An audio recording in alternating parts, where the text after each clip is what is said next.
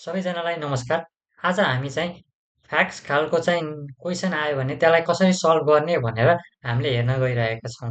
यो चाहिँ विशेष गरी स्पिकिङ र राइटिङमा आउनेछ।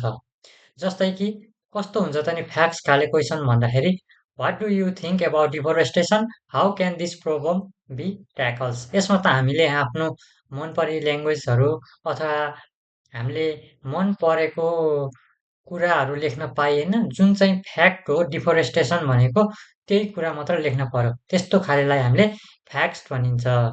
र हामीले प्रिभियस लेसनमा के हेरिरहेका थियौँ भन्दा हाइपोथेटिकल सिचुएसन हेरिरहेका थियौँ। आज चाहिँ हामी कुन टेम्प्लेट्स हेर्दैछौँ भन्दा फ्याक्टको अघि भने जस्तै हामीले चाहिँ तिनवटा टेम्प्लेट्सहरू कम्प्लिट गरिसकेका छौँ र अब भने हाम्रो चौथो नम्बरमा रहेको छ एफएससिटी फ्याक्ट होइन। अब सुरु गरौँ यसको टेम्प्लेटहरू।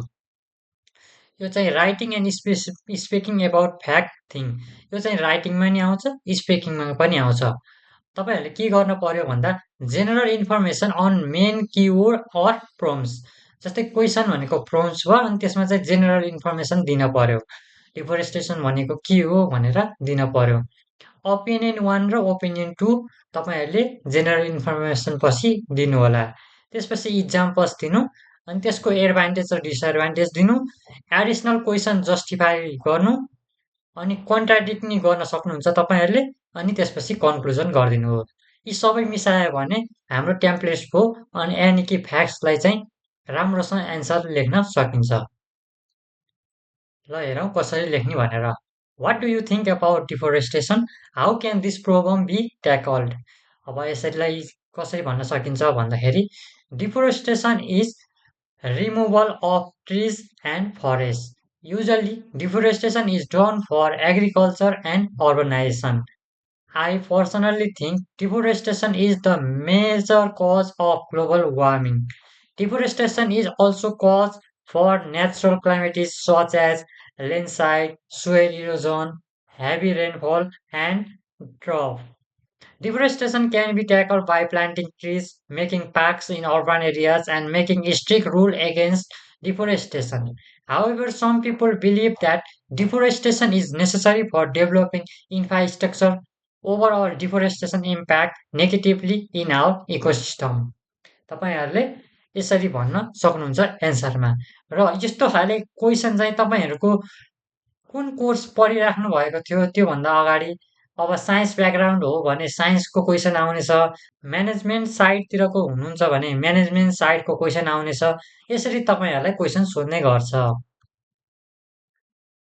र क्वेसन तपाईँहरूले देख्न सक्नुहुनेछ। अब जस्तै कि what do you think about nuclear family? What is green house gas? What problem may occur due to increase green house gas? Can this be tackles? यसरी भन्न सक्छ। What is deforestation? How can this problem be tackles? अर्को रहेको छ how has war shape the modern world होइन। What is artificial intelligence? Do you think it is beneficial? What is quantum computing? How can this shape modern computing? Give your thought. अनि what do you think about reading habits and its impact on a person? What do you think about traditional teaching style? What changes are needed in traditional teaching styles? What are the qualities of a good boss? यसरी हामीलाई facts खालको question सोधेको हुन्छ र तपाईँले अहिले मैले देखाएको टेम्प्लेट्स अनुसार सल्भ गर्न सक्नुहुनेछ।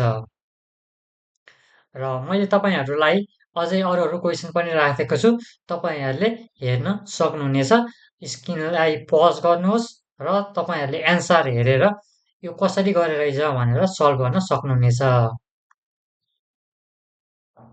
अर्को पनि छ, यिनीहरू चाहिँ मैले सर्ट फर्ममा राखिदिएको छु, तपाईँहरूले हेर्न सक्नुहुनेछ। Okay, thank you for this lesson. हामीले चाहिँ फ्याक्ट अन्तर्गतको क्वेसनलाई सल्भ गरेका छौँ। See you on the next lesson.